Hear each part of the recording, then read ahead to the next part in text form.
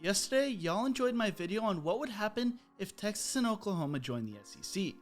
Where would all the other schools go? I mentioned that I would consider doing a multi-part series because there are so many different scenarios that could come out of the Texas and Oklahoma, leaving the Big 12 for another conference.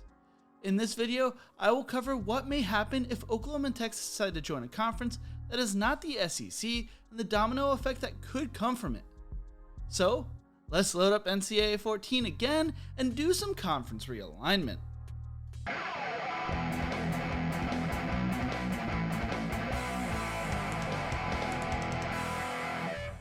Before I get into this video, apparently 95% of you who watch this channel regularly are not subscribed to the channel, so if you don't mind subscribing, I'd really appreciate it because it would really help the channel out.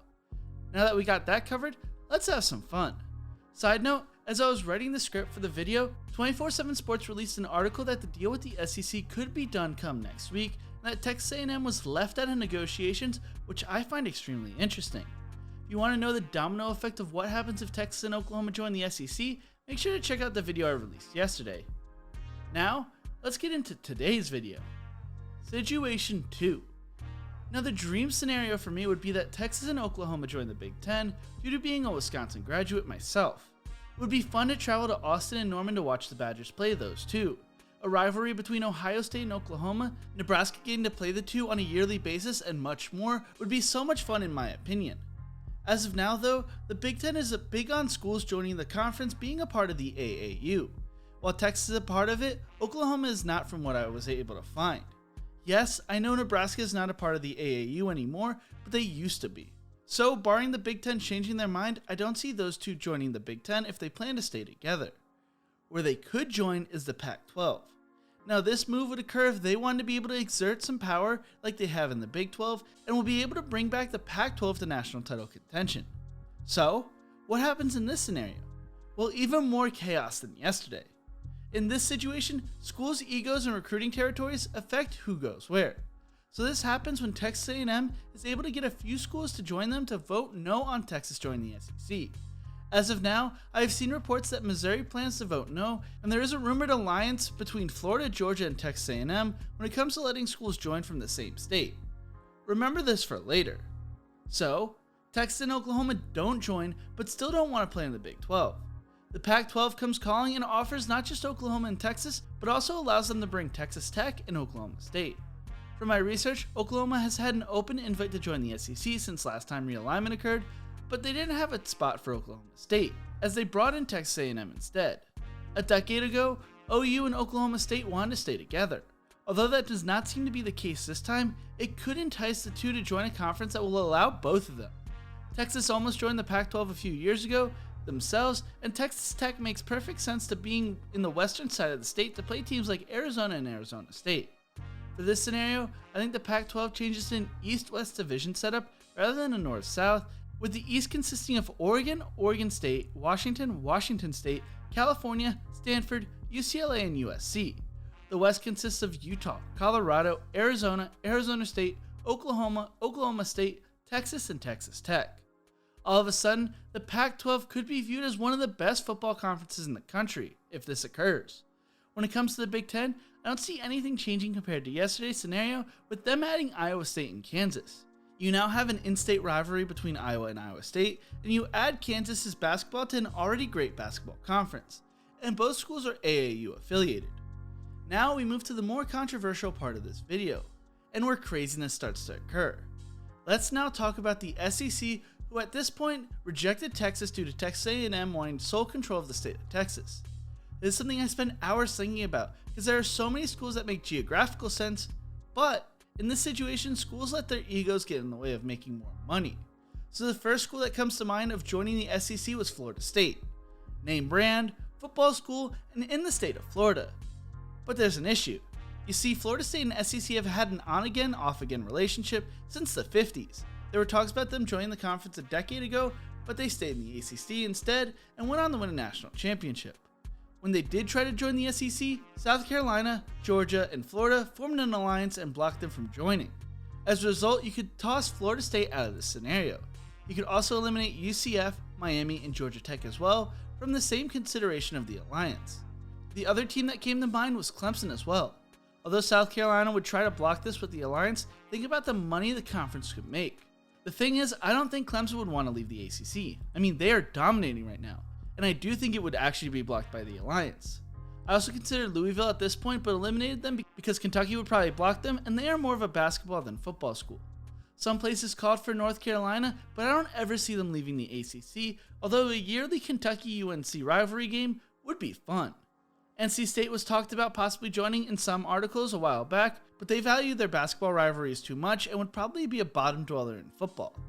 Duke and Syracuse aren't strong enough football teams, and Boston College and Pittsburgh aren't really relevant enough, and you wouldn't think the conference would expand to the Northeast. Guys, I was seriously stumped. There was no way the conference would bring in a group of 5 school. They would probably rather stay at 14 teams at that point. And then I found it. The 2 teams that worked for the situation. Virginia Tech and West Virginia. I know it sounds crazy, but back during the last period of realignment, the SEC looked into both schools. They ended up going with Missouri and Texas A&M, but now if they really felt they needed 16 teams, it makes sense. While West Virginia doesn't fit in the ACC because of their academics, the SEC does not really care. They are a passionate fan base in a college town and will be looking for a new home anyways. When it comes to Virginia Tech, the question is how tied they are to their rival Virginia and the more academic-minded ACC, as one old SB Nation article writes. They are also probably tied in a solid contract from what I've heard about ACC schools, which there are rumors the ACC may try to get out of it because it may not be as great a deal compared to when they signed it. I don't know how true those are, but money talks, and if Virginia Tech wants to go to the SEC, I bet they find a way to make it work. The SEC West would consist of Alabama, Auburn, LSU, Arkansas, Texas A&M, Ole Miss, Mississippi State, and Missouri finally gets to move over to the West. On the East, it consists of Florida, Georgia, Kentucky, Tennessee, South Carolina, Vanderbilt, West Virginia, and Virginia Tech. I know this is probably the most controversial part of the video, but if the SEC decides to add 2 more teams to get up to 16, who do you think it will be? Let me know in the comment section below. When it comes to the ACC, I got some flack from people for adding Notre Dame yesterday, and I also wanted to make things a little tougher and more creative in this situation, so I decided they still don't want to join a conference in this situation. With the Hokies bolting for the SEC, they will now have 3 spots to fill to get up to 16 teams. Again, we are letting egos get in the way of things, and as a result, some schools that make sense don't end up getting an invite. A lot would say UCF and USF could be good additions. Remember, USF got ranked as high as number 2 in the nation during the 2000s. The issue is, a lot of these schools recruit in the state of Florida heavily, so adding Florida schools won't fly. From what I read, the ACC would probably not consider UCF unless they were desperate. They would probably consider App State, but that doesn't really add much viewership, so that eliminates them. Would they consider Temple because of how good Pennsylvania recruiting can be, and would give them the Philadelphia market and full control of the eastern and western side of the state? I don't see that being a big enough reason to add them. Memphis could be considered, but I don't think they are big enough of a name yet. I think they go into Ohio and add Cincinnati, and go down to Texas and add Houston. Cincinnati has become a consistent group of 5 power, and Houston is a strong basketball school going to the Final Four this past year. Along with that, I think they continue to add on the basketball side of everything and add 2021 national champions, Baylor, as well. Divisions become a little complicated in this situation, as you would want to keep the North Carolina schools together, but I don't think you could fully do that. In the North, it's Cincinnati, Syracuse, Boston College, Pittsburgh, Virginia, Duke, North Carolina State, and North Carolina. In the South Division, you see Louisville, Wake Forest, Clemson, Georgia Tech, Florida State, Miami, Baylor, and Houston. I know it's not perfectly North and South, but to keep a majority of the North Carolina schools together, it was the best I could do. Unlike in yesterday's situation, the American probably suffers the most in this scenario, as they lose out on a lot of the Big 12 teams and even lose Cincinnati. I see Kansas State and TCU ending up in the American in this situation, and I also see them raiding a lot of the smaller conferences to get up to 16 teams. Along with the addition of Kansas State and TCU, they will need to add 5 teams to get up to 16. I think the teams fighting for that spot will be UAB, BYU, Boise State, Marshall, James Madison, App State, Louisiana, and Coastal Carolina. I eliminated BYU and Boise State because I think it's just going to be too expensive for them to travel, the benefit being in the conference. I think they add App State and more than likely add Louisiana and Coastal. But the interesting thing will be who secures the final 2 spots. James Madison, UAB, or Marshall. And a last minute addition I decided to add in, North Dakota State. In conclusion for this scenario, Texas, Texas Tech, Oklahoma, and Oklahoma State go to the Pac-12, Iowa State and Kansas go to the Big Ten, West Virginia and Virginia Tech go to the SEC, Cincinnati, Baylor, and Houston go to the ACC, while Kansas State and TCU, along with some others, go to the American. But what do you think? What is your prediction if Texas and Oklahoma get blocked by Texas A&M and others to join the SEC? Let me know in the comments section below.